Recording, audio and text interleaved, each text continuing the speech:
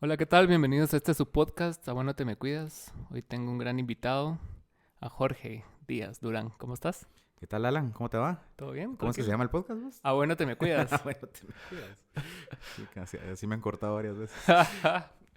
¿Y qué tal? ¿Cómo has Bien, estado? bien, vos, ahí trabajando con las bandas, la profesión, los hijos, la vida. Ya, Ten- la vida de adulto, vos. Tenés un montón de cosas, Tengo un ¿verdad? montón de cosas encima, vos. Sí, la última vez que te hablé, también estábamos... me estabas contando acerca de Overdrive aparte de Kelo y aparte de Fábulas, entonces Sí, es tenemos bastante demasiado, que hablar ¿ah? hoy. Sí, cabal. Es, Tu adicción al trabajo. sí, un poquito workaholic, vos. Por eso no me aguantan después. Ah, al principio es como algo lindo, así como que, ay, cómo cuida a sus hijos y Sí. que no sé qué, y cómo trabaja. Y después así como que la araña no paró nunca. Sí, ¿Va? cabal. No, así es. Pero, Definitivamente así es, vos. pero contame de tus inicios, en qué ¿En qué? ¿En la empezaste música? en la música. Ajá. Yo creo que, bueno, el tema de la música es algo que siempre ha estado como del lado de mi familia materna. Ujú. Eh, Mi bisabuelo fue un inmigrante que vino a Guatemala. eh, Se fugó a los 23 años de una orquesta con Wow. la que había venido y se quedó acá. Le pasó el tema de la música a mi abuelo. Mi abuelito tocaba violín y guitarra. Y luego mi mamá pues cantaba desde que era niña, toca guitarra, mi mamá también.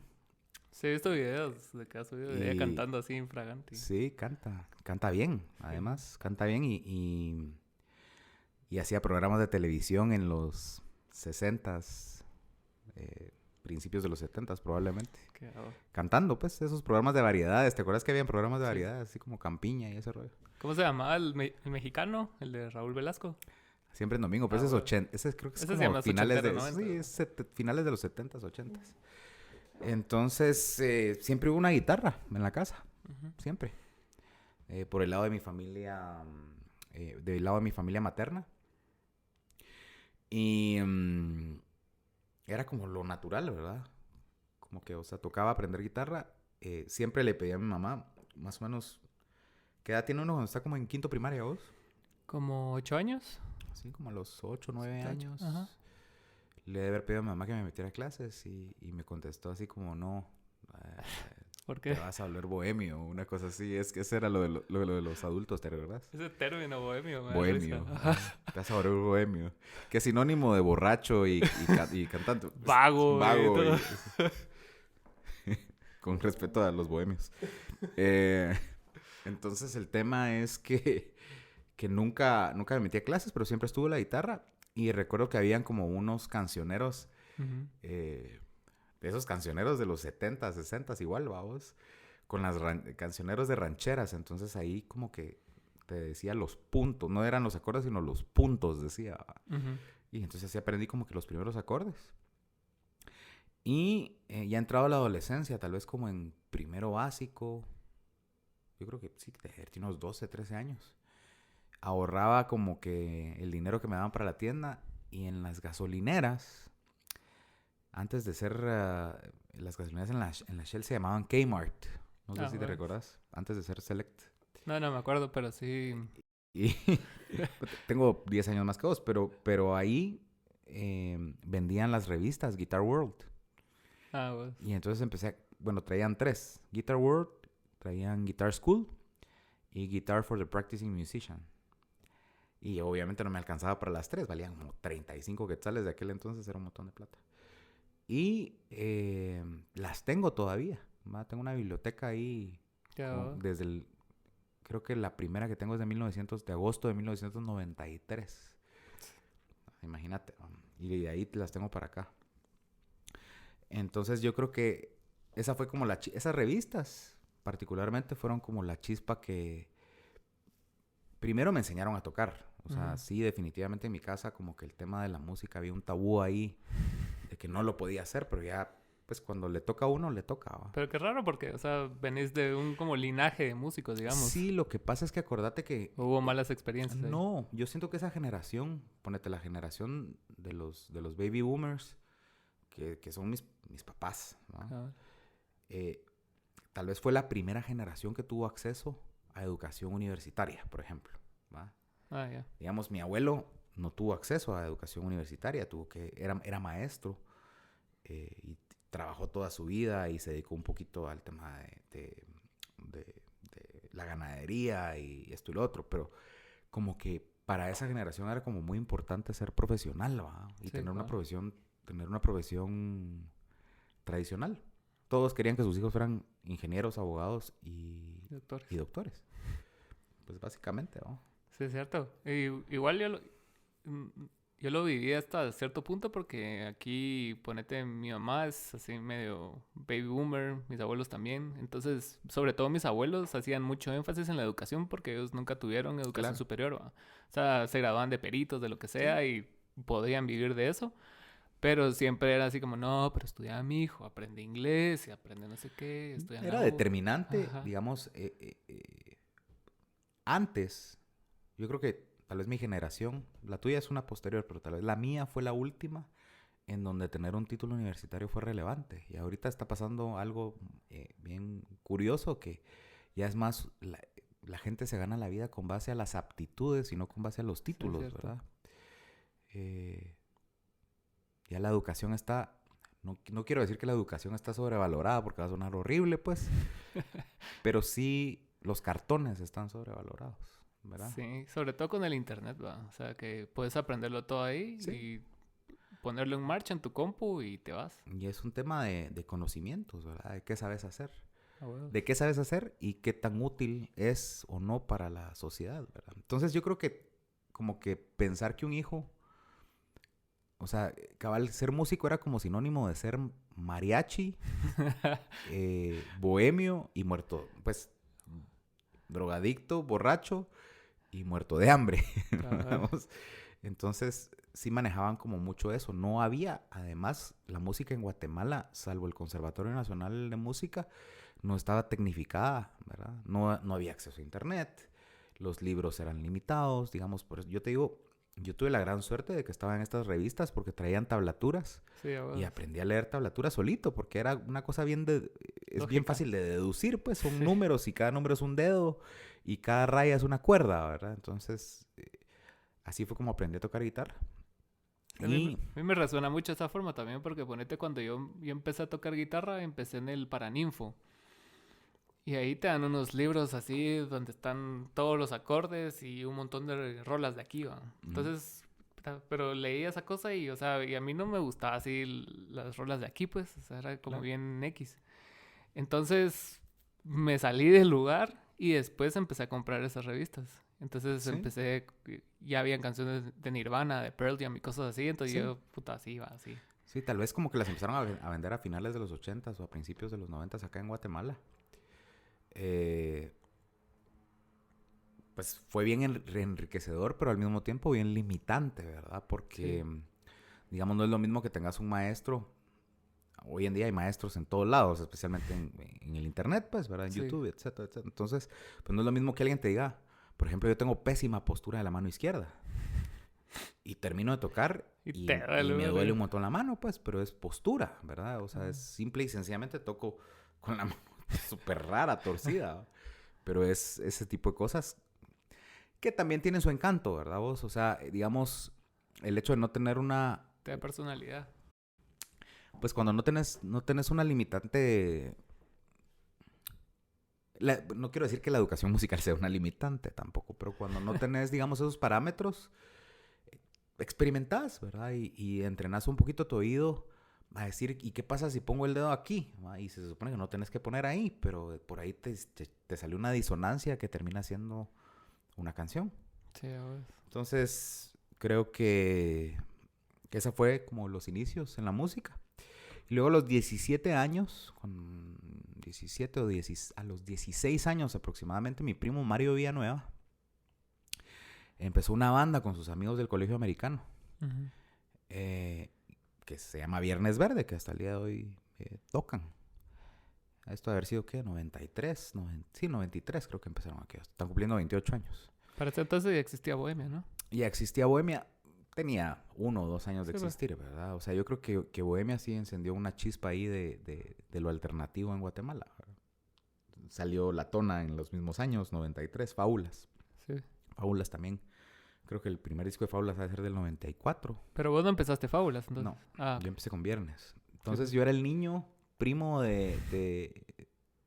primo del guitarrista de Viernes que le gustaba ir a los ensayos. Entonces eh, le decía, primo, ¿cuándo van a tener ensayo? Tal día. Entonces me iba a meter a la casa de Estuardo Castro, que era el bajista, y me volaba todo el ensayo. Y entonces mi primo me enseñaba, mira, este es un pedal de guitarra. Mario tenía una guitarra, un pedal de guitarra y un amplificador, ¿verdad? O sea, no había tampoco Ni afinador, ni ¿verdad? tiendas de música como hay ahora. No había afinadores, ¿verdad? Eso se nota en el primer disco de Viernes, con todo respeto. Están re desafinadas las guitarras, cerotes. No se puede decir malas palabras, Sí, pues. pero sí, o sea, ese fue como mi primer contacto con la música. Ha de haber sido 94. Después de que graban el primer disco, empiezan a grabar el segundo. Yo sigo siendo una constante yendo a los conciertos y nunca como que pensé, tuve una banda en el colegio. Yo estudié en el Guatemalteco Bilingüe, tuve una banda con unos amigos, tocábamos en las, ¿cómo se llaman estas cosas? Kermeses. No eran kermeses, sino Mañanas familiares. culturales, o semana cultural. Ah, Tenía una bueno. semana cultural. Me acuerdo que tocamos un par de canciones así noventeras de Bush. Qué buenas rolas. Esa fue como mi primera experiencia de tener una banda. Nos juntábamos a ensayar los fines de semana, pero no era nada. Entonces ya empecé a tocar guitarra. Me compré mi Squier, Ujú. como todos, un amplificador. Y tenía una distorsión y un delay. Marca Boss. Ujú. Y cuando aquellos necesitaron, graban el segundo disco y necesitan tener un guitarrista adicional para poder tocar las canciones porque ya eran como más elaboradas, ya hubo un multitrack, Ah, bueno. ya le pusieron un poquito más de coco. Él lo produjo Leo Carro. Leo Carro colaboró con la mitad de las guitarras de ese disco, pero él era el productor, entonces Alguien en vivo. necesitaban a alguien en vivo. Entonces entré como músico invitado en el 98 y estuve con ellos hasta el 2002. 2001, perdón. 2001. Te estoy hablando que un güiro de 17, 18 años, vi a esa edad cómo creció una escena. Digamos, mi primer concierto fue con un lleno total en el Teatro al Aire Libre, Puta. ¿verdad? Era normal para vos. No era normal, o sea, me cagué. ¿Va? O sea, la primera vez que iba a tocar, entonces fíjate que pasó algo bien curioso porque había mucha gente. Fue un evento que hicieron para el Mitch. Ujú. Fue un Me acuerdo huracán que mucho. pasó en el 98. Sí, cabal. Y sucedió que me asusté muchísimo cuando vi tanta gente, porque yo creo que al Teatro al Aire Libre caben 3,000 personas Algo así. Sí. aproximadamente. Pues estaba repleto. Pues en ese entonces se llenaban los conciertos y la gente pagaba por los conciertos antes de que los empezaran a regalar las cervecerías. Y, y se llenaban los conciertos, ¿verdad? Ajá. Entonces era un ambiente bien bonito. Pero yo me subo al escenario a los 10, tenía 17 o 18 años de haber tenido ya en ese entonces. Y me subo y me asusto muchísimo. Muchísimo, muchísimo. ¿Quién más estaban en el cartel? Ha de haber estado los mismos de siempre. ¿No? Andrade. La Tona, Ricardo Andrade. A mí me da mucha risa porque, digamos, tu generación no se da cuenta que hay muchísimas similitudes en lo que ya pasó, ¿verdad? Sí, pues. Y tal vez como que si se hiciera un poquito de estudio qué fue lo que pasó y por qué pasó, tal vez podríamos hacer algo, ¿verdad? Algo muy bonito que lo vivimos es la unidad de bandas, ¿verdad? Que tocábamos totalmente distinto. Y Ajá. las habilidades musicales eran totalmente distintas, ¿verdad? Con Ricardo Andrade tocaba Rolando López, que era el mejor guitarrista de todos, pues, ¿no? O sea, yo miraba tocar al niño y me daba vergüenza. Yo podía tocar power chords y el niño hacía escalas a diestra y siniestra, ¿va? Ajá. Eso sí, usaba la guitarra hasta acá, ¿va? Ah, bueno. Pero éramos muy distintos, ¿va? La tona que tenía este sonido tan particular, ¿va? ¿Y por qué crees que en esa época era más fácil que fueran unidos? Tal vez eran pocos Que no había nada. o simplemente eran... No había Era nada. orgánico. Yo pienso, había un montón de factores, pero no había nada. No había una expectativa. O sea, como no había industria, Ajá. entonces como que lo más fácil era tocar todos juntos para que llegara más gente. O sea, era como bien Lógica. lógico, ¿va? Ajá.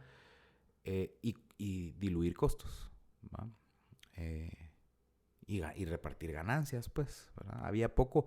Ya en el 99, del 98 para el año 2001, la radio se empezó a dar cuenta que éramos buen negocio, Ujú. ¿ya? Entonces, eso creo que marcó un antes y un después, ¿verdad? Y otra cosa, digamos, tal vez que marcó un antes y un después fue haber empezado la gira. Mm. O sea, la primer gira al interior, ha de haber sido en el año 2000.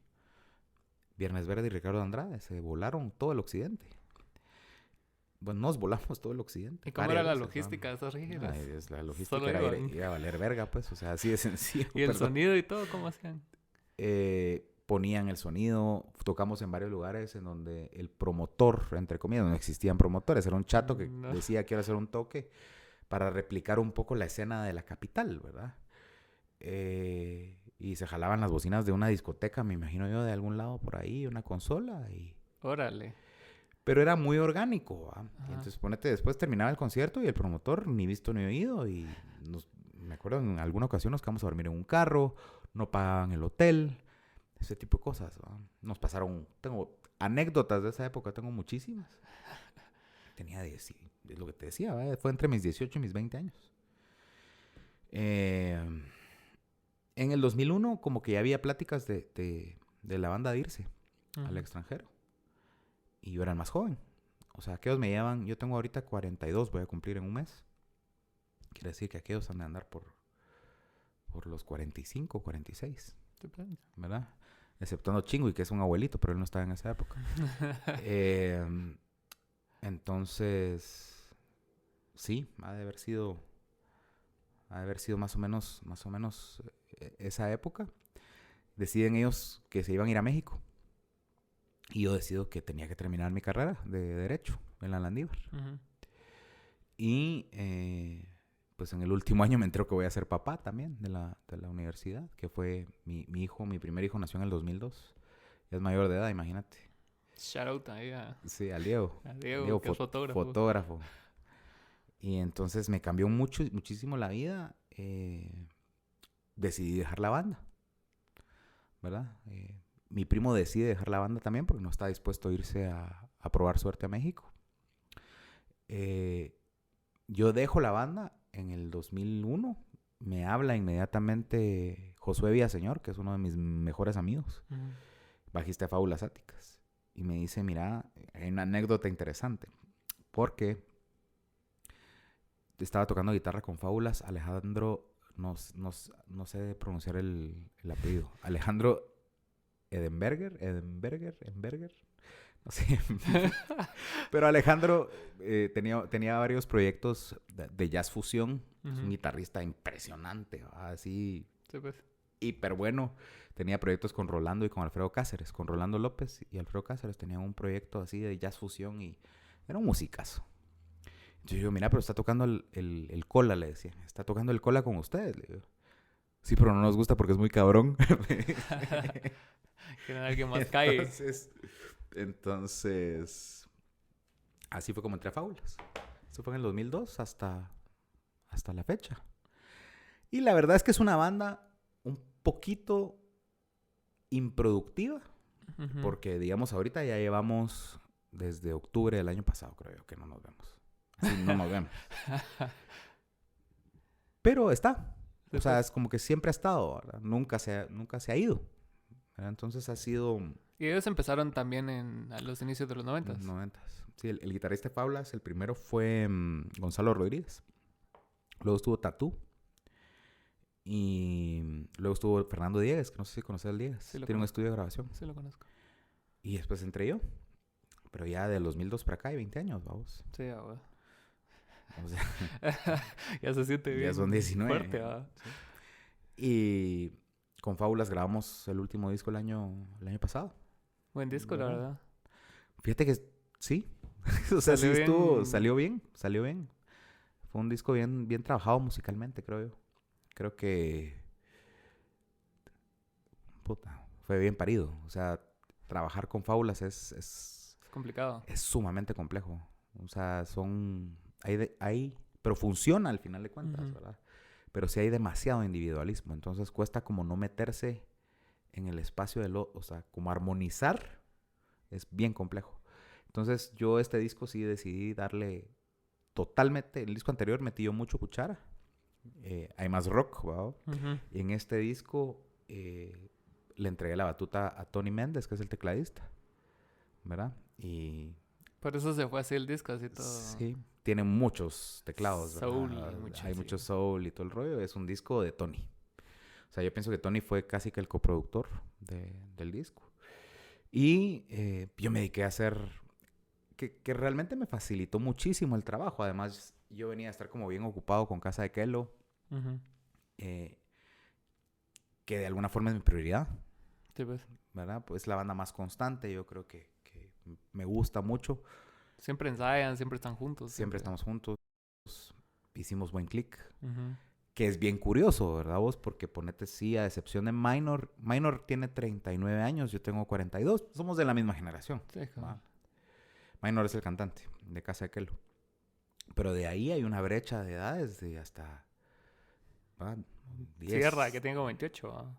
Pero imagínate, no tiene ni 30, creo yo. No, todavía no. Víctor sí tiene 30, Chepe tiene 33.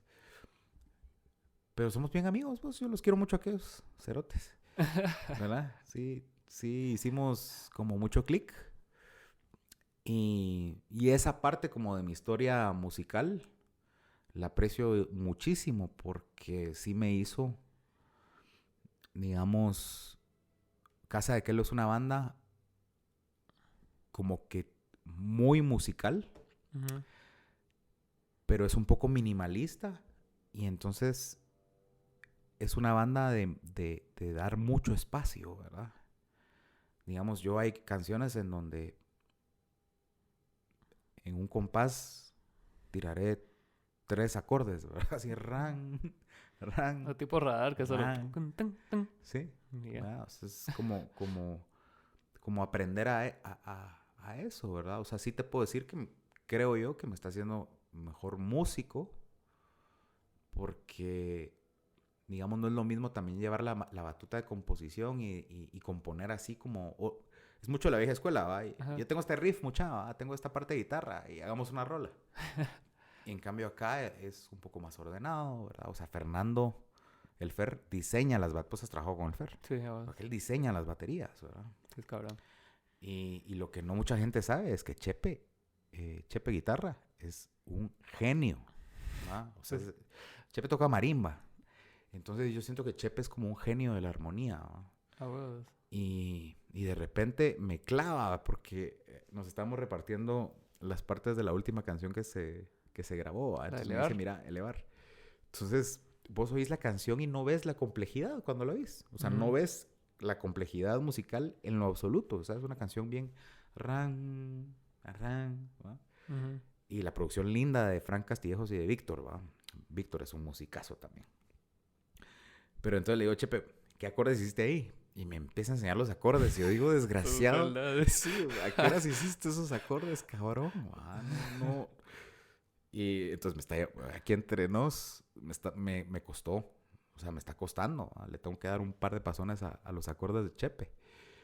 Pero eso te hace ser mejor. O sea, imagínate qué privilegio a los 42 años poder tocar con esa mara, pues. Sí, a vos. ¿Y cómo entraste? O sea, ¿cómo vos entraste a esa banda? Pero también me interesa saber qué diferencias ves entre las escenas en las que viviste con tanto tiempo de distancia. Fíjate que entré porque yo... No sé por qué entré, pero la cosa es que me... A vos ya te llegaba desde antes, ¿no? Sí, yo creo que más fue por chute, porque va de postear a cada rato del primer disco de Kelo. Yo hacía un montón de posts. Y Daniela, mi hija, era sumamente fan del primer disco. Le encantaba El Crimen Perfecto. A vos, Rolona esa. Entonces me decía, poner El Crimen Perfecto. Daniela está chiquita, de haber tenido 15 años, pues, Ujú. 14. Ahorita tiene 17. Y entonces yo posteaba cada rato, qué rolona, qué esto, qué lo otro, que no sé qué. Y, y creo que tal vez por eso me tomó en cuenta Fer, ¿va? Y que sabía que yo era fan de la banda. No sabía yo si iba a funcionar. O sea, yo sí miraba como una brecha, o sea, como no tanto la brecha generacional. Yo afortunadamente siempre me mantengo escuchando música, ¿verdad? Entonces, digamos, como que la parte de que yo no fuera a entender qué era lo que querían hacer, no me preocupaba tanto, porque sí, digamos, Te actualizas. me actualizo todo el tiempo, ¿va? O sea, yo tengo la costumbre todavía hasta la fecha de que me vuelo 1 o 2 discos a la semana, ¿va? Nuevos. Sí, a huevo. Eh, y eso siempre lo he hecho, pero sí me preocupaba un poco, así como ser el abuelo, ¿va? Así como... Pero eso ya era cuestión más de ego tuyo, pues. Y O sea, fíjate vos ¿no? que casualmente, esta es una interioridad de alguna forma, ¿va? Ajá. Chepe iba a empezar su EPS y había esta idea de que Chepe como que estaba un poco desvinculado de la banda. Ajá. Entonces realmente a mí me llamaron como para llenar ese vacío que estaba dejando Chepe porque se iba a ir de EPS y como que ya no estaba muy involucrado. Y hago la audición sin Chepe. Mm. Nunca había visto a Chepe en mi vida. Nunca. Y estaba Víctor y Fer. Me hicieron audición, ¿va? Así como estos Mamones. mamones, ¿va? La audición, ¿va? Pero es el fucking ego también, ¿va? Sí, Porque también. A lo que ver te si digo... este puede, ¿va? No, y lo que Y vos yo no también. sabía, Ajá. o sea, el ego mío, Ajá. ¿va? El ego mío, porque lo que yo no sabía era que iba a parir. A huevos. ¿Me entiendes? O sea, yo siempre he sido bien salsa, pues, ¿va? El maldito ego de músico. Ujú. En mi cabeza, ¿va? O sea, ya cuando uno entra a trabajar con ellos y entramos a grabar el disco con Walter Monterroso, digo, yo soy una pava para tocar, ¿va? O sea, Una pava. sí, un pendejo, pues. Y el tema es que hablan con Chepe y le dicen, mira, Chepe, como no vas a poder enseñarle las rolas. Puta. Entonces, qué difícil para Chepe haber sido como muy incómodo. Pues resulta que le digo, Chepe, juntamos en mi casa. Y nos volvemos brothers. Ujú. O sea, pasa todo lo contrario, ¿me entiendes? Sí, O pues sea, ya no sos vos el reemplazo, sino que ya son así. somos bien cuates. Y le digo, Ajá. men, o sea, esta onda Quédate, tenemos bro. que darle los dos. A huevos. O sea, hay que darle los dos. Y luego pasó algo bien chistoso. Que la banda es un poco seria en vivo, ¿verdad? O sea, Víctor Sí. es sumamente serio, pero no es que sea serio, sino está totalmente enfocado. Está tocando sintetizador, está viendo secuencias, está tocando el bajo, Sí. está viendo que el clic que llevamos en los monitores vaya bien. Vos, yo si fuera él, no, ni siquiera me reiría, pues. Sí, Qué complejo. No, pero aquel de por sí es así porque ha tocado con nosotros un par de shows y en esa época no tocábamos con click ni nada y él siempre así. Es que es bien enfocado. Ajá. Es bien enfocado. Fernando es bien serio también. A huevos. Últimamente lo he visto reventarla un cacho. Sí. Yo creo pero digamos en esa época era bien serio. Y Minor es una persona tímida, Ajá. ¿verdad? Que se ha ido soltando también. O sea, yo he podido ver esa evolución, digamos, en los shows, ¿va? Pero con Chepe el primer toque nos la pasamos, o sea, puro locos, vamos, en el escenario así rockeando. Y Chepe tiene una energía así enorme. Y fue bien de huevo, ¿va? Entonces Chepe es como mi novio de la banda. Ah, es tu vida, señor. Es mi señor cabal, ¿va? Entonces, ahí tenemos muy buena química. Tenemos muy buena química en el escenario. ¿Y cómo? Porque me contaste al principio de que tenías vos tus aspiraciones artísticas, pero tu familia también tenía como su agenda por su lado de que necesitabas ser profesional. Igual sí lo cumpliste y te dedicas a eso. Me Entonces, costó mucho. ¿cómo haces para compaginar esas dos facetas de tu vida? Mira, pues, es bien difícil porque yo todo lo hice mal. O sea, todo lo hice. Empezaste con la carga de... Empecé al revés. O sea, yo fui papá a los 22 años. Para que te des una idea. Diego nació el 9 de noviembre del 2002. Yo cerré la Landívar, la Facultad de Derecho, el 30 de noviembre del 2002. Espérate. Y me costó muchísimo graduarme. Muchísimo.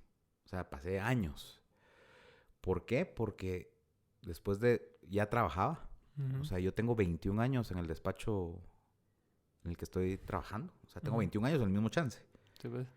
Que para los abogados no es el mismo chance porque tenés todos los años y todos los meses tenés un trabajo distinto porque son casos, ¿verdad? Sí, cabrón.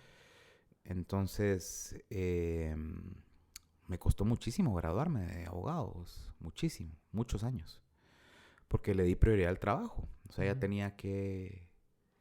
En mi casa sí hubo un corte presupuestario total, ¿verdad? O sea, yo pasé de ser el príncipe, mira vos, que es un mal de clase media, ¿verdad? O sea, que te mantienen hasta como los 30, ¿va? O más. O más. O sea, yo conozco Mara que tiene 40 años y sigue viviendo con los papás, pues. Sí, claro. Es muy latinoamericano y es muy de clase media, pues, ¿verdad? Pues. Y tiene factores económicos, pienso yo también, ¿verdad? O sea, la Mara no quiere salir a pagar una renta o los salarios no alcanzan para enganchar una casa o qué sé yo. Pero yo sí salí. Uh-huh. Y salí a los 22 años, pues, así, bye bye, ¿verdad? Y de una vez te tiraron corte, así, mira, no te vamos a dar ya... Corte total, o sea, de hecho, tuve problemas. O sea, a mí me pagaban la universidad privada, pues. Ajá. Pues no me da pena decirlo, pues sí es cierto, era un gran mantenido de miércoles, pues. Pero, sí me tiraron corte. Entonces, o sea, tuve que parir la pagada del último semestre de la Landívar.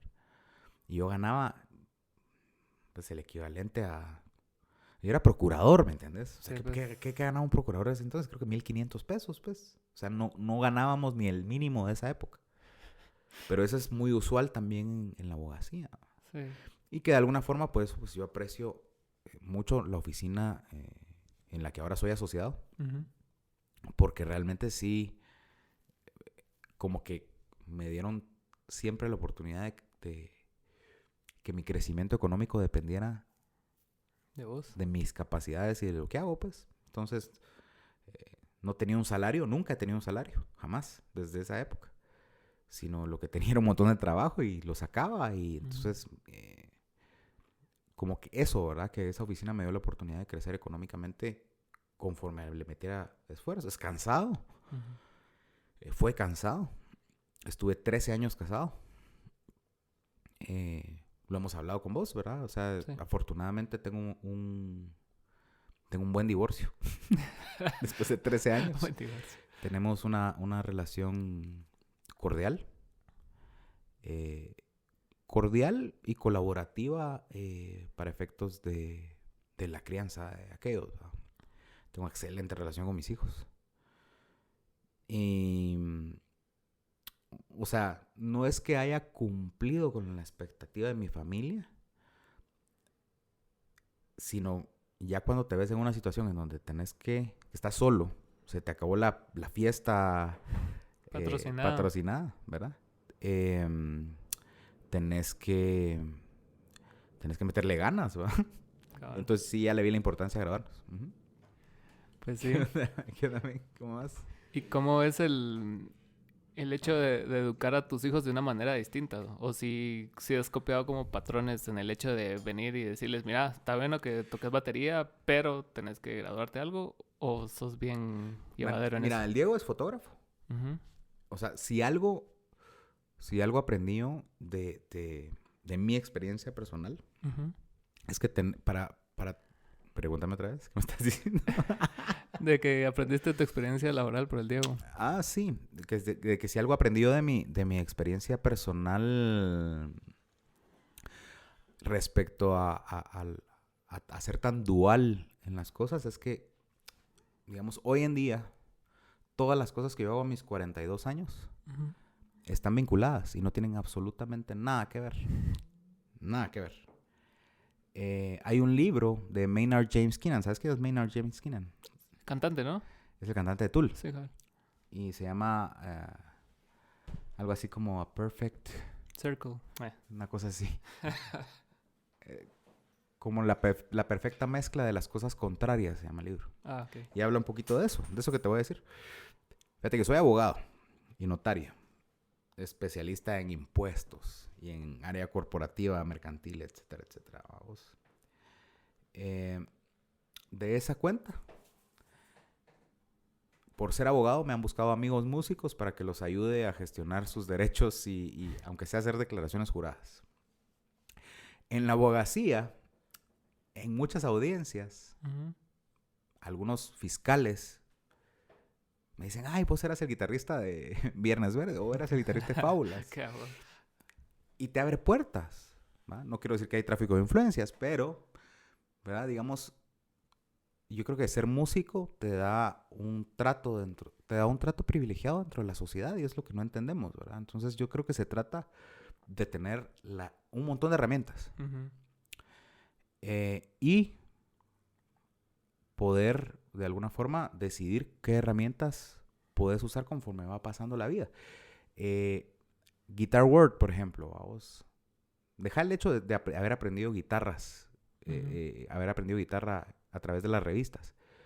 Tenía un montón de artículos sobre cómo funcionaban los amplificadores o qué diferencia hay entre una guitarra y otra, Ujú. qué tipos de madera se utilizan. Y me volví un experto leyendo esas revistas. Y el año pasado fundamos nuestra tienda de música, que es Overdrive. Ah, bueno. Entonces, digo yo, pensé en algún momento que toda esa información estúpida e inútil que uno dice, ¿va? O que los papás te pueden llegar a decir, mira, estás perdiendo tu tiempo en eso. Todo es monetizable. Sí, Todo. Entonces, yo creo que la filosofía detrás de lo que yo quiero para mis hijos es, Diego es fotógrafo, ok. Ujú. Tenés que trabajar. O sea, digamos, ahorita se acaba de comprar una cámara. Le hicimos un préstamo. Ujú. ¿No? Está sacando shoots todos los fines de semana. Y tiene que pagar la cámara. Tiene 18 años, ¿no? Sí, Eso le va a dar un sentido de responsabilidad. Y tratamos de asesorarlo un poquito en cuanto a que el rumbo de su carrera tuviera que ver con la fotografía, porque le apasiona. Entonces siguió mercadotecnia, ¿no?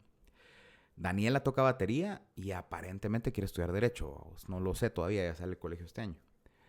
Pero como que sí les he dejado muy claro de que ser resourceful, dicen los gringos, sí, vamos. a O sea, tenés que tener recursos, ¿verdad? Y puedes hacer un chingo de cosas.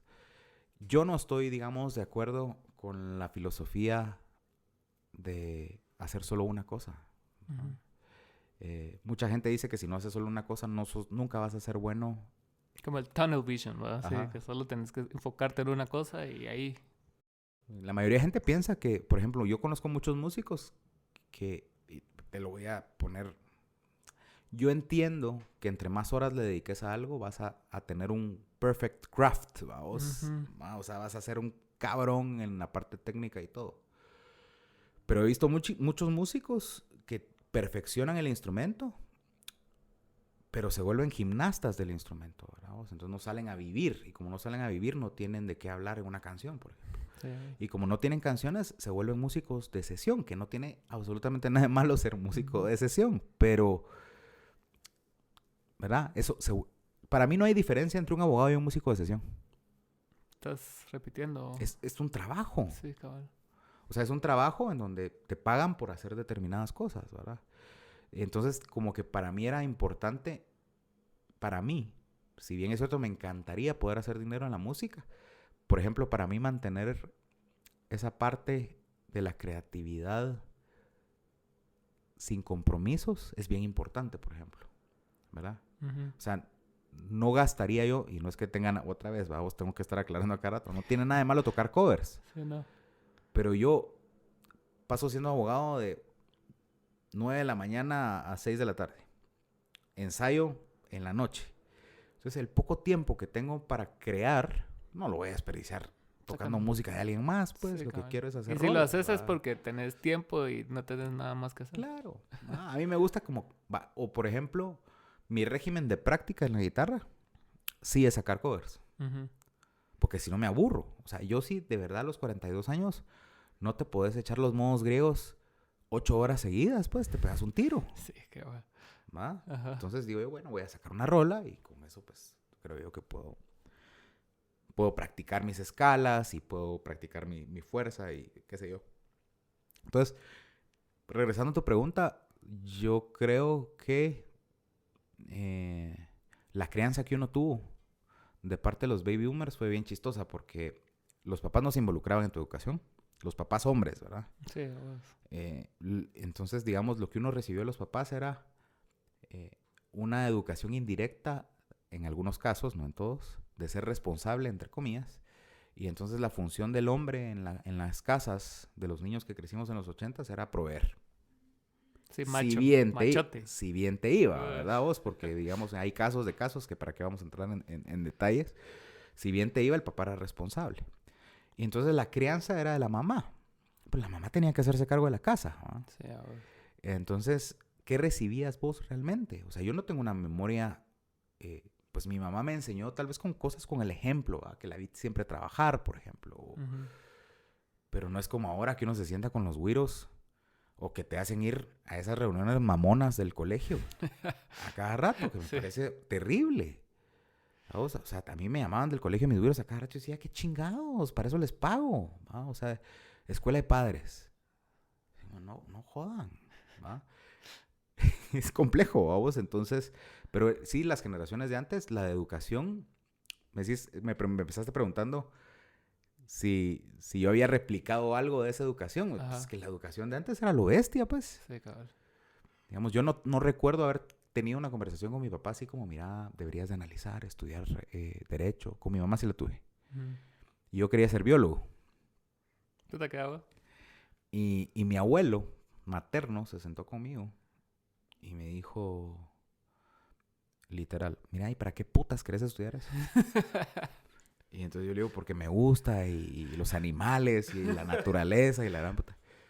¿Sabes qué vas a parar haciendo, cerote? Así, te estoy hablando así literal. Yo, ¿qué abuelito?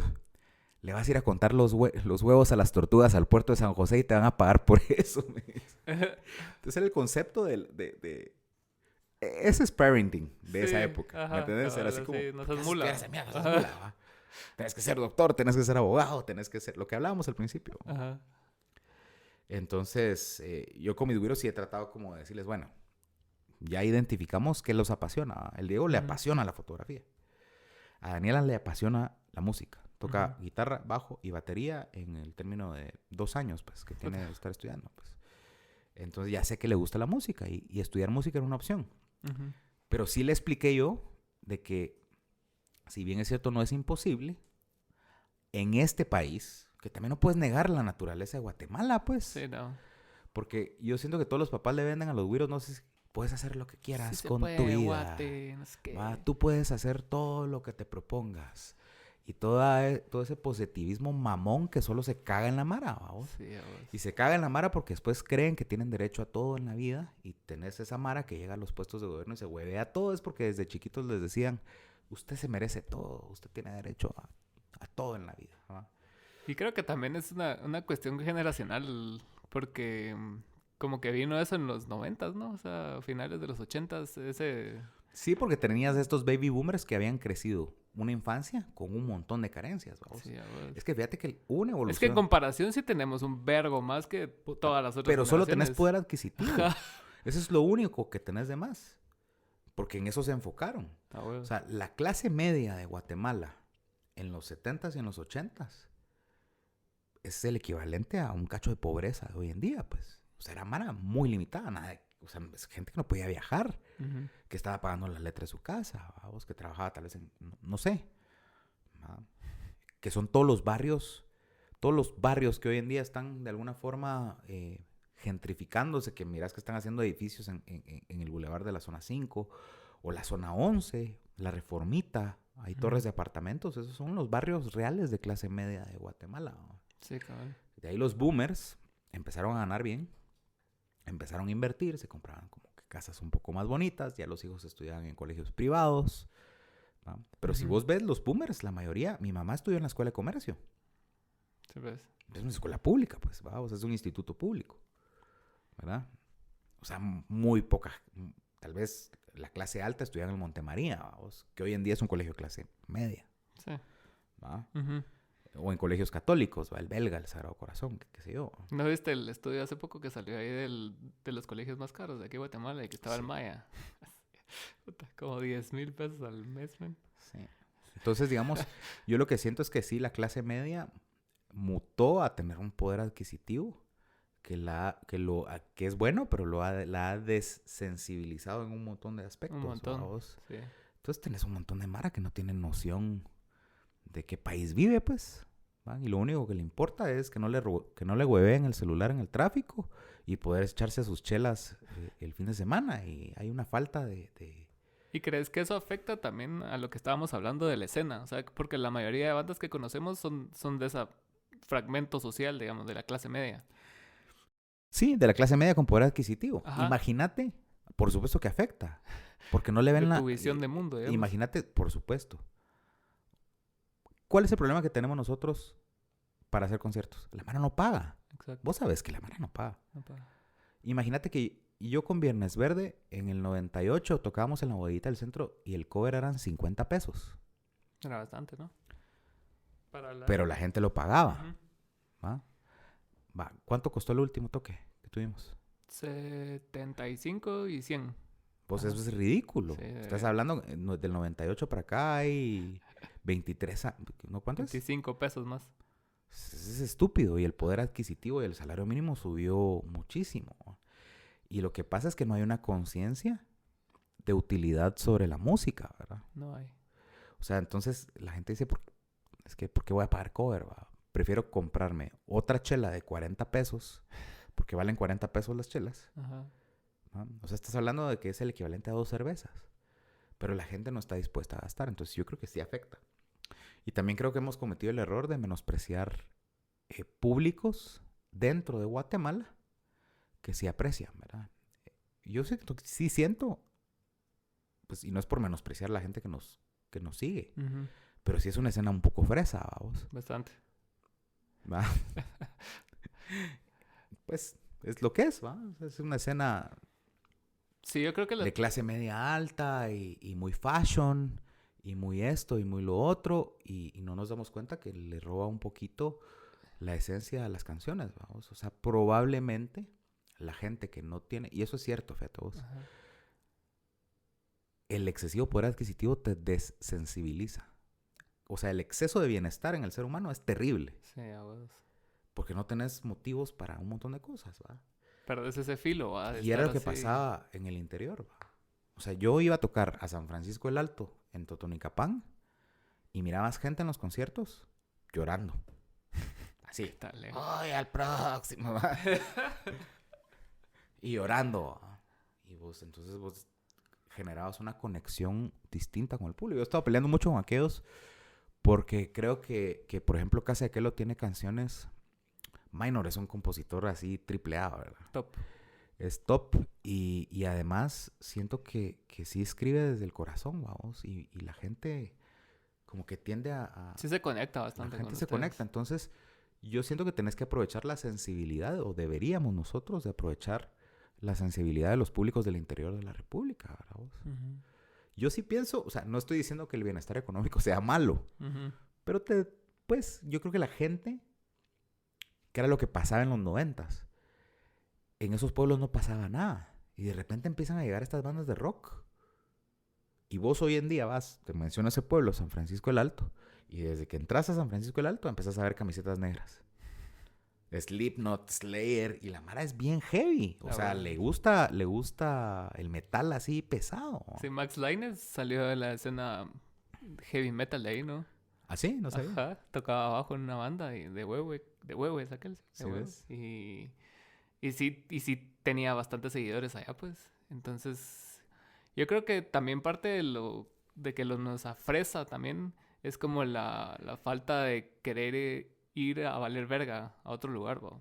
Ponete, porque nosotros hemos tenido toques en Tecpan donde hay una bocina y un cabezal que ni Pues es queremos consola.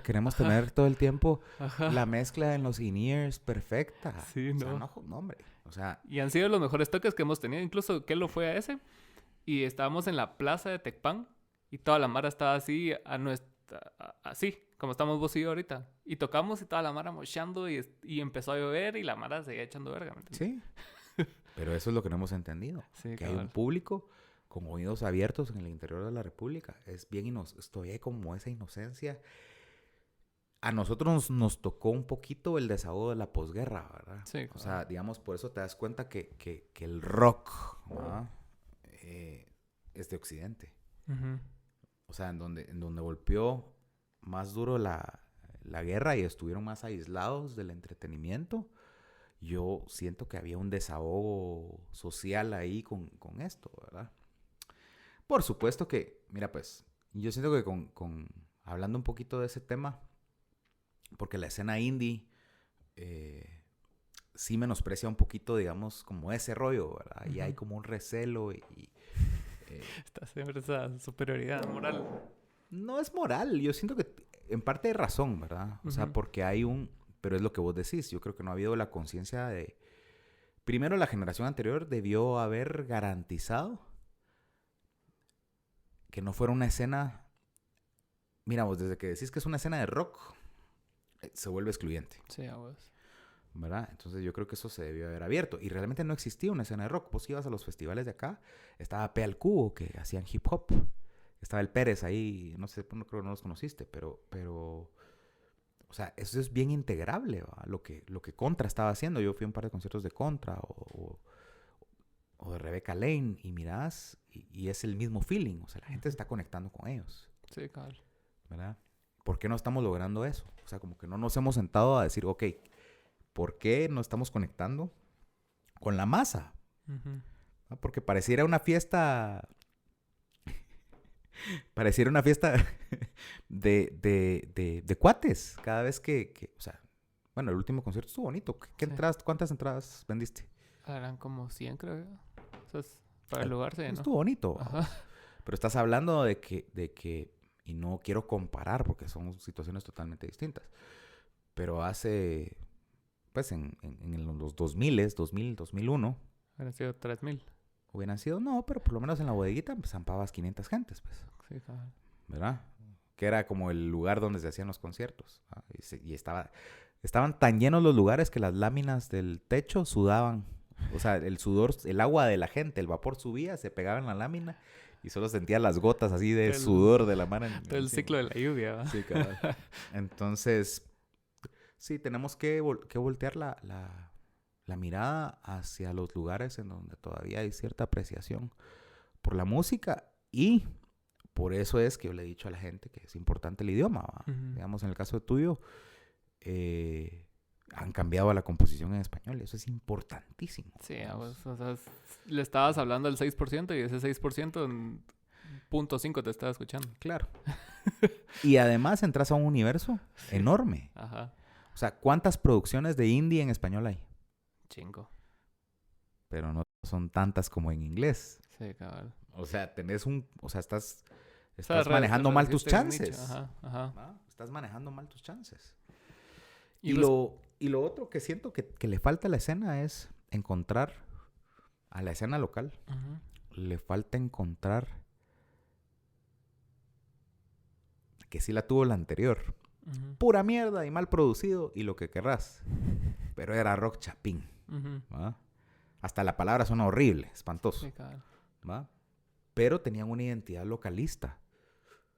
¿Me entiendes? Mal producido, etcétera, etcétera. Entonces, ¿qué es lo que se preguntan muchos de la generación actual? ¿Va?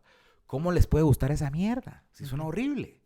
¿Va? Los discos están mal hechos. ¿Y por qué son tan relevantes las canciones?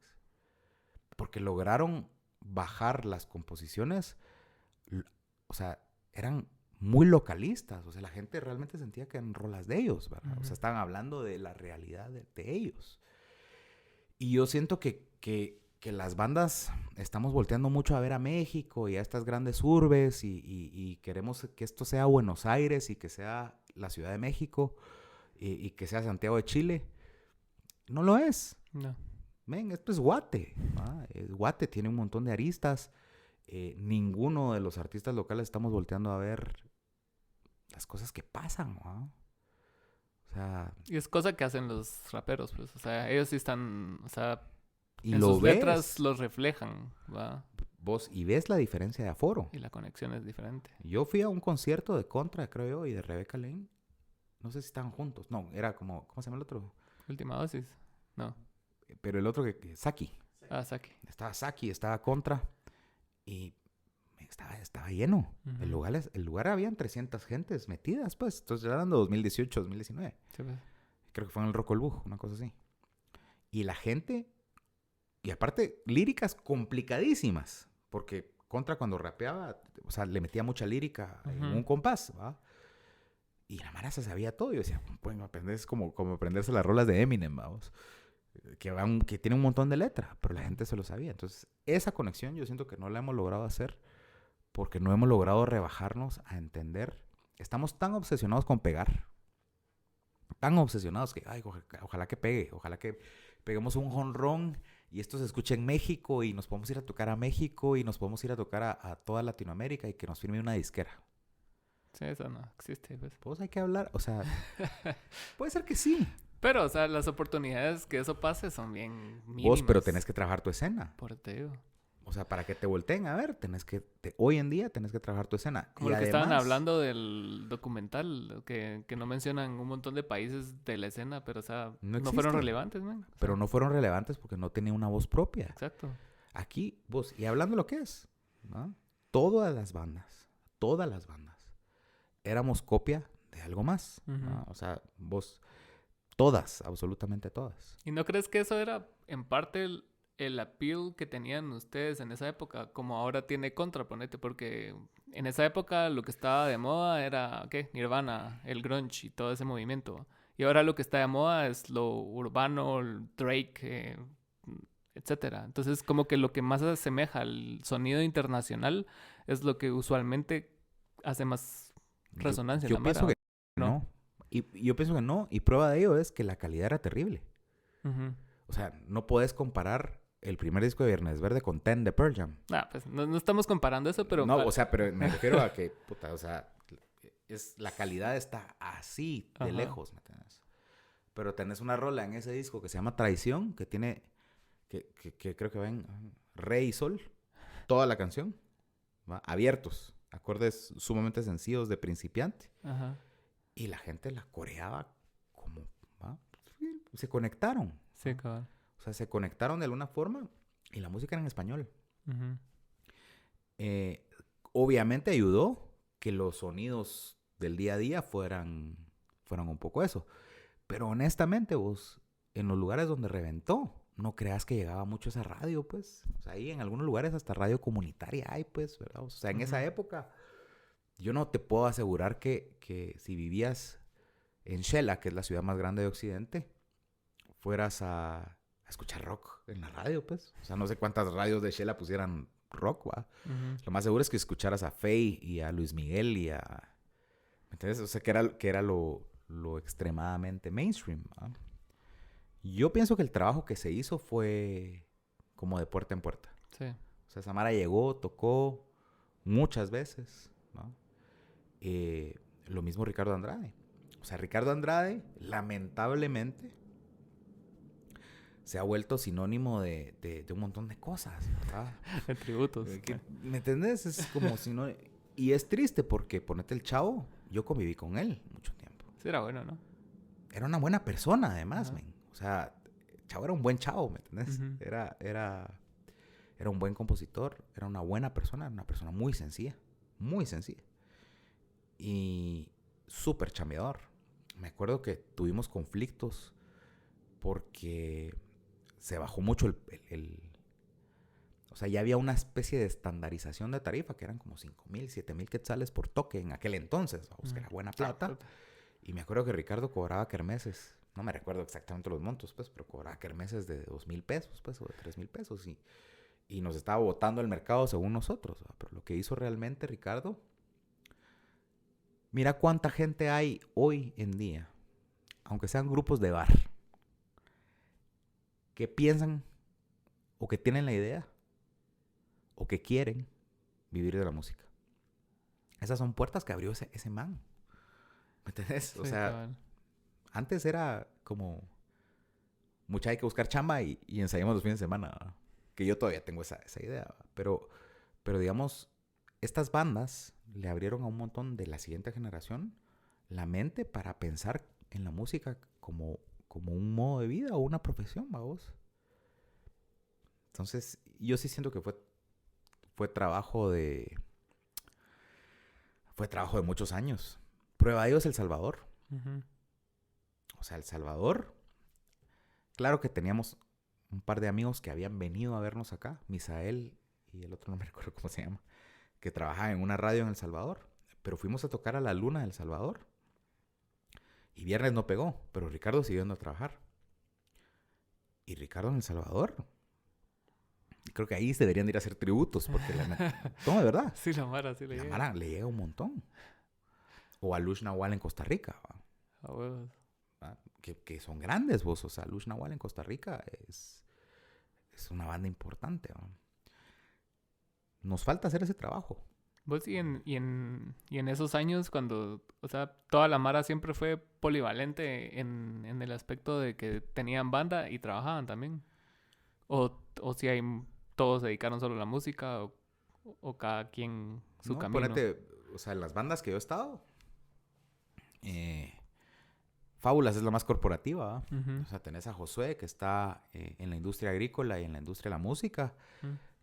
como importador de insumos para la industria agrícola e importador de instrumentos musicales. Le va muy bien. Administrador de empresas. Gilberto es administrador de empresas. Jorge Herrera, el baterista de Fábulas, es odontólogo Ujú. y cirujano maxilofacial. Tony es mercadólogo, yo soy abogado. A huevos. ¿Ah? Y comerciante.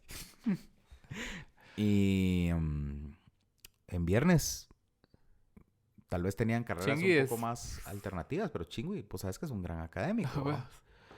huevos. Todos tienen profesiones, vos. Yo creo que Roger es psicólogo también, igual que vos. Creo, no estoy seguro. Omar es biólogo. Ujú. Creo que nunca ejerció, pero debería. Ahí estás vos. ¿Sí? Y, Tu sueño.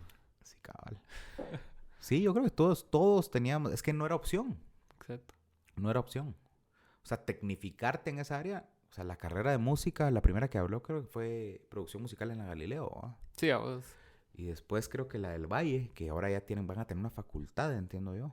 Ahí grabaron ustedes algo, Pues ¿no? es precioso el Sí, estudio. está bien chulo. Entonces entras a un estudio de esos, pero es audiovisual y es así, state of the art. ¿Va? Es una pija de estudio. A ¿va? huevos. Entonces, sí creo que... imagínate. O sea, esas son puertas. Yo te voy a decir una cosa, y no es por menospreciar a los músicos académicos, Ujú. ¿va? Al contrario, pues, Son mi bestias, respeto, pues, pues, son sí. unas bestias. Pero honestamente, si no hubiera existido ese movimientucho de rock nacional en los 90s, no hubiese habido interés en generar una carrera de la música. El conservatorio ha estado... ¿Cuántos años tendrá el conservatorio? Puta, no sé. ¿Cuántos años? 100. No, 100 años. Sí, como 50, yo creo. Algo así. Bueno, 100 años, no sé. ¿va? Chingo. Pero un chingo. ¿va? Entonces, pero el hecho de que alguien se interese en la producción musical, claro que tiene que ver la globalización. Ven todos estos videos de YouTube de Mara produciendo, etcétera, etcétera. Pero para que alguien piense en un país es porque algo pasó. Exacto. Por muy pequeño que sea, algo está pasando. ¿va? La gente quiere. ¿va?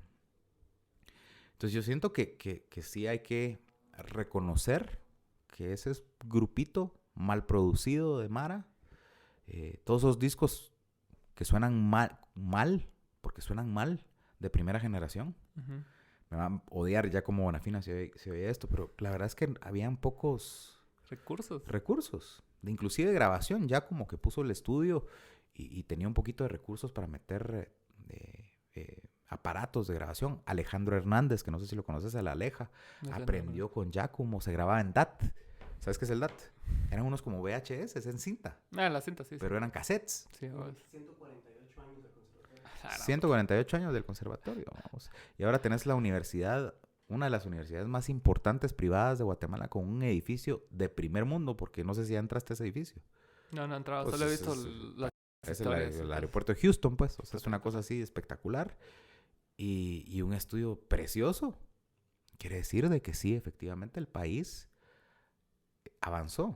Tal vez lo que nos toca, Definitivamente. digamos, yo ya estoy más viejo que vos, pero tal vez lo que les toca a ustedes es aceptar de que no es a ustedes que les va a tocar. Sí, cabal.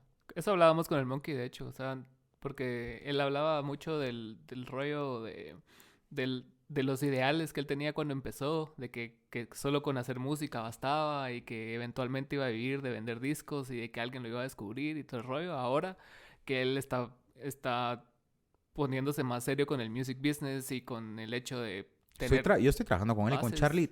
Por ejemplo, Exacto. Yo con el Monkey, con el mono de Filoxera y con Charlie Springmull, les estoy trabajando la parte legal de su disquera. Exacto. Entonces ahorita ya estamos conscientes nosotros de que, o sea, no lo vamos a ver como músicos tal vez, pero tal vez se pueda ver como en otra posición. Pero hay que ¿verdad? seguir Y no está tocando. mal, cabal.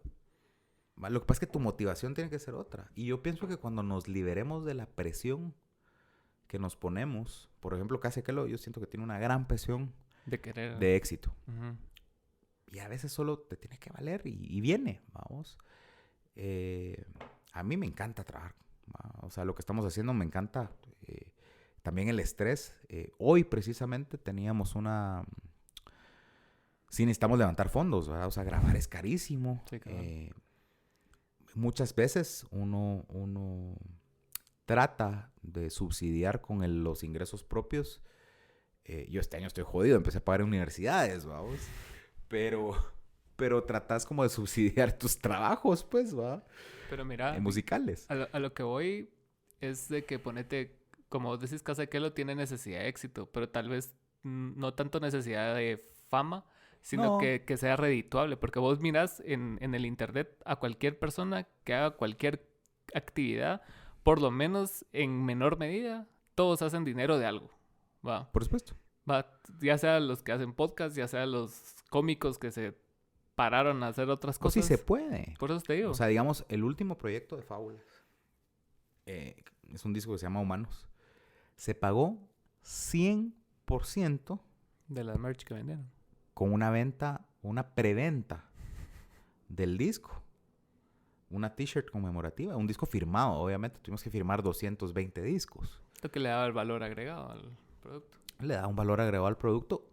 Entendimos que había que trabajar un arte bonito. Usamos un bonito ilustrador. Entender también la parte comercial.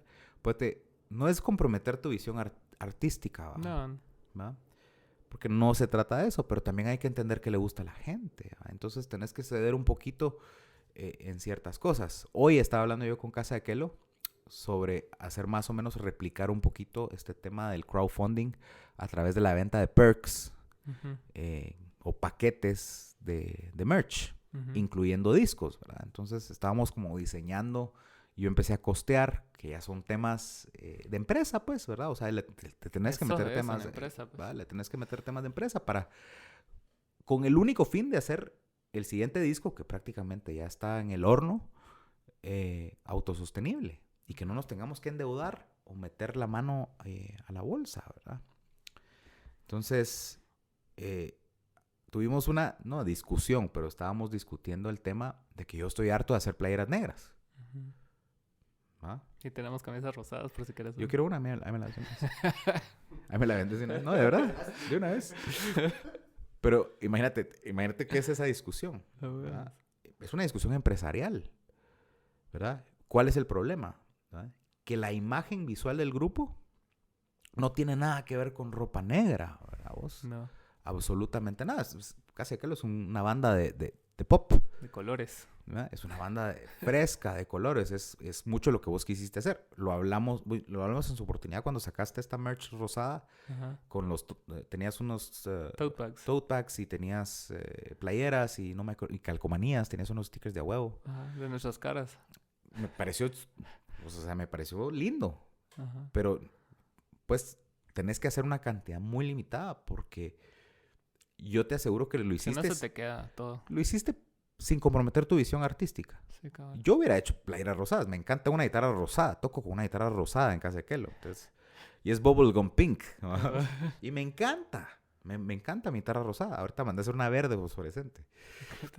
Pero yo entiendo que hay ocasiones en donde si no comprometes un poquito esa visión, no haces negocio, ¿verdad? Es que ponete, si vos te pones a seguir a los artistas pop grandes, o sea, ya la música se vuelve o sea, es su trabajo, es el trabajo principal. Pero ponete, miras a Justin Bieber, tiene su marca de ropa y saca hoodies amarillos, Sí, calcetines, bucket hats.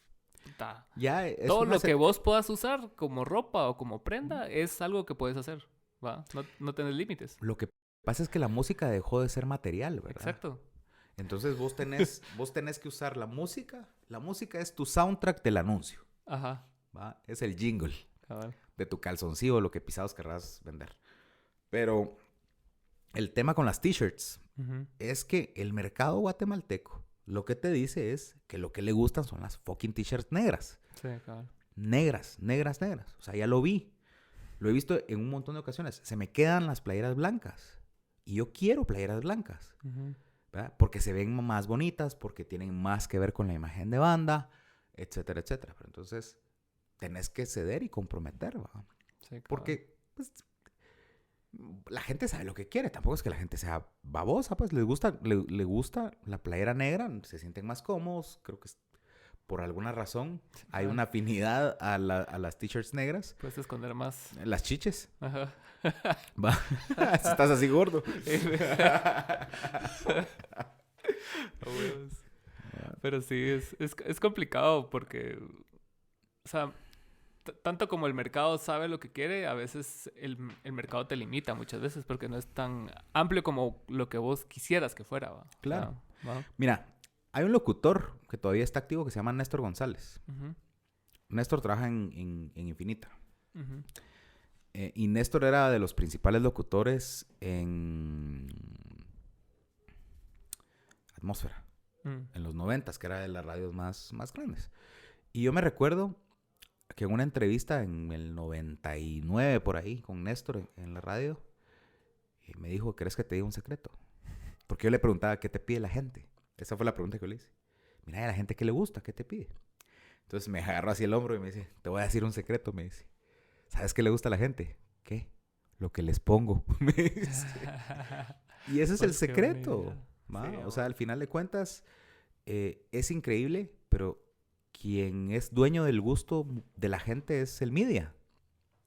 ¿Va? sí, Así cabal. de sencillo. ¿Va? Y más ahora que nunca. ¿Va? Y sí tengo un problema con eso, vos, porque cuando tenés ya un rango de comparación, sí ves que el contenido del media, como es tan inmediato, es mucho menos, tiene menos amor. Sí, obviamente. O sea, lo Es que más maquila, más es inmediato. una, ¿no? exacto. Entonces es muy de fórmula. La música, toda está cuantizada, ¿verdad? Sí, huevos. Toda la música está cuantizada. Ya solo te mandan el beat para que vos pongas letras y vos le pones letra, ¿va? Exacto.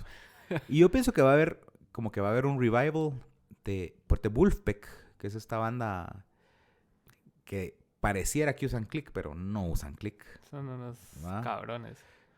Esos tocan en el pocket sin click. Y siento que como que va a empezar a atender el mercado. No sé qué pensás vos. ¿Va? Algo un poquito más lo-fi, como más elaborado. Que se vuelva eso mainstream, decís vos. Debería. Vos sabés que me eché llave el año pasado. Por alguna razón y por mi edad me perdí como que la primera ola de rock argentino Ujú. en los 90s y alcancé un poquito de Spinetta con un disco que sacó cabalmente como en esa época donde estaba una rola que se llamaba Cheques.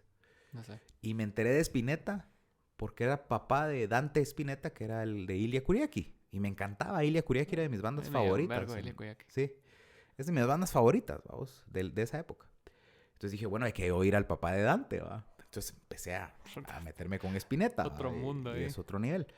Pero ponete, el año pasado me eché llave con el disco, que llegué a ese disco gracias a ay, Dios mío, ¿cómo se llama el bajista, vos? Pedro Aznar. Ah, Y entonces, bueno, me enteré que Pedro Aznar estaba en una banda con Charly García, que se llamaba Cerú Girán, ¿va? ujú. Y tienen este disco que se llama La Grasa de las Capitales. Pues fue mi soundtrack del 2020. El disco. Todas las mañanas me levantaba a escucharlo. Y claro, tiene un montón de como de elementos prog, estilo Frank Zappa y... Ujú. Que Pero toda esa mara como que mamó todo eso de Zappa y de Hendrix y todo ese rollo. Pero- fíjate vos que en qué momento dejó de ser... No estoy diciendo mainstream, pero en qué momento dejó de ser... Como que no es cool ser tan complejo. Y a mí me encanta el minimalismo. ¿No? Yo chingo al Fer con el minimalismo, porque le digo minimalista cada rato. Pero ¿en qué momento es malo ese nivel de musicalidad, verdad? Como que fuera... No estoy hablando del chompipeo, ¿no? No. Si no era una onda... Si puedes oír ese disco, escúchalo. Es un gran trip. Un poco conceptual. ¿No? Había un montón de elementos políticos detrás por la situación de Argentina. ¿No? Y lo más chistoso es, fíjate pues, que nosotros no nos damos cuenta como músicos el poder que tenemos siendo creativos. En general los artistas, vamos, porque honestamente el arte, si te das cuenta, Charly García, Pedro Aznar y toda esta gente eran clase media alta o clase alta de la Argentina. Sí, cabrón. Que no los tocaban los gobiernos militares. ¿Ah? Un poquito como Alush Nawal. ¿Ah? Alush Nawal, una banda de rock en los 80s. Había cierta influencias. Entiendo yo, pues, ¿verdad? Que eran familias que tenían cierto peso en la sociedad guatemalteca. Pero la clase media tiene un montón de poder, ¿va? Y yo siento que lo estamos desperdiciando. O sea, como que tenemos esta capacidad creativa. No te estoy diciendo que nos volvamos como la voz del pueblo o una onda así. No, pero... Y era lo que te decía de la identidad. O sea, señalar las cosas que pasan en tu país de alguna forma, y Minor lo tiene. Minor tiene esa sensibilidad, ¿verdad? El otro día, Minor tiene una canción que se llama El Juez. Y le da un poco, le da miedo. Y le digo, Minor, no te da miedo sacarla. ¿No? Le da miedo, así como llevar esa bandera. ¿No? El crimen perfecto habla del caso Sicavisa, ¿verdad? Y entonces, sí siento que hemos sido como muy indiferentes. Pues, somos bien indiferentes, ¿va? Sí, yo siento que también la generación de la mayoría, ponete porque no sé si Minor entra en esa generación. No, esos cerotes de mi generación. Está viejo. Pero creo que todos crecimos bien individualistas, ¿no? O sea, porque hay exceso de bienestar. Por eso te digo, por el hecho de vos crearte tu menú de cosas que te gustan, ¿va? Sí. O sea, vos en Spotify escuchas la música que te gusta, en YouTube miras lo que querés ver, en Netflix no es tan aleatorio como era antes. Y eso que todavía vivimos esa época de que no había internet, ¿va? Entonces todavía era así como, ¿qué hay en la tele? Y son cosas que a la larga, siento yo, sí crean más comunidad porque nos hacen tener rasgos comunes, ¿no? Pero ahora todos son rasgos individuales. O sea, sí hay lugares donde convergemos, como Instagram, como TikTok, y aún así, si yo me meto a tu Instagram desde tu teléfono, es otro trip, pues. O sea, si me meto a Google o a YouTube, o sea, tus búsquedas son diametralmente diferentes a las mías. O no tanto, pues, pero no es algo que sepamos.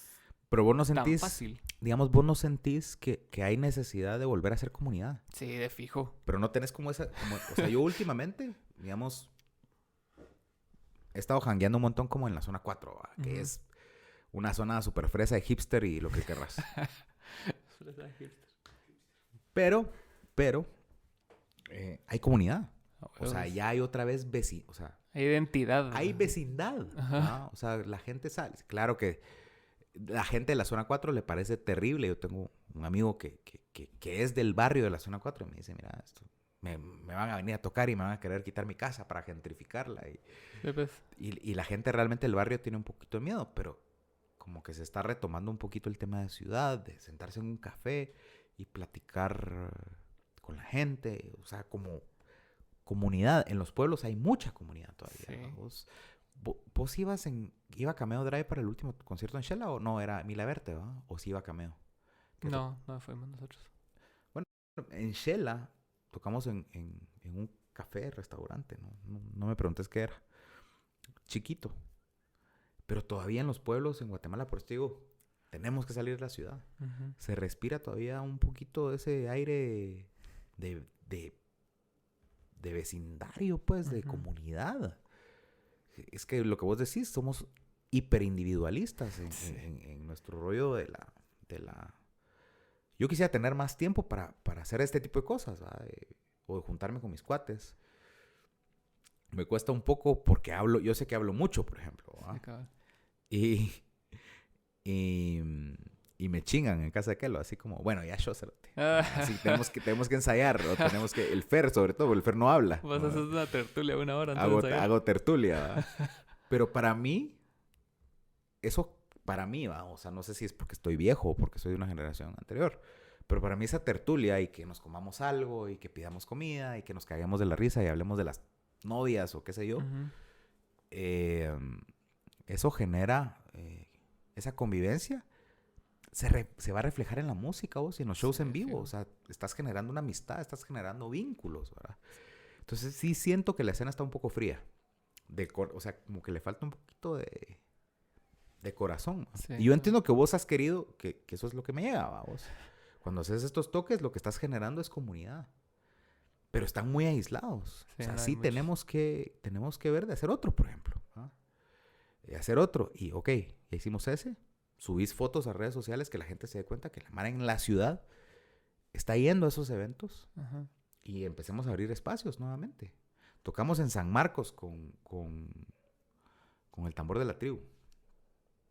Que el Tambor de la Tribu hizo esto de Sí, esta gira. todos somos héroes. Exacto. Y entonces me pareció muy lindo de parte de ellos, vamos, que compartieran, digamos, este escenario súper profesional con la gente para que se... Y San Marcos fue una sorpresota, pues. Talega. O sea, la gente coreando canciones de Casa de Kelo y así como, ¿en qué horas llegaron estas canciones acá? No Sí. suenan en la radio, pero llegan las canciones. Claro. Tenés un montón de plataformas, ya no tenés que sonar en la radio. Pero si no vas a tocar. Menos. Lo mismo del home office, vamos. Ahorita hay un montón de artículos que dicen que el home office es terrible porque no se están cerrando, digamos, como que la forma...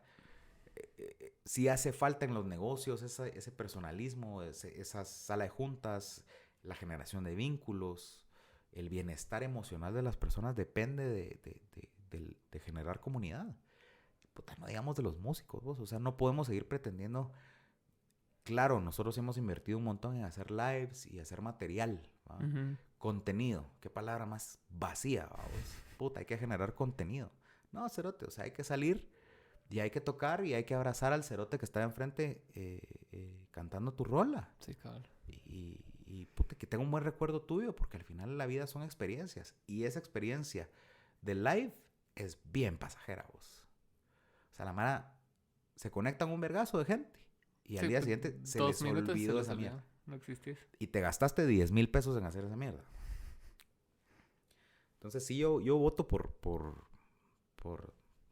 hacer las cosas un poquito old school. Y tenemos que generar...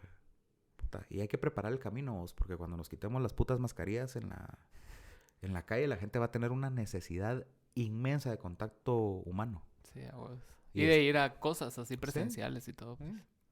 Pero gracias, Jorge. Gracias por tu tiempo. Un montón de tiempo hablamos, vamos. Buena Todo onda. bien. Y gracias por ver su podcast. Chao. Puta, 2 horas o qué putas. ¿Hora y media?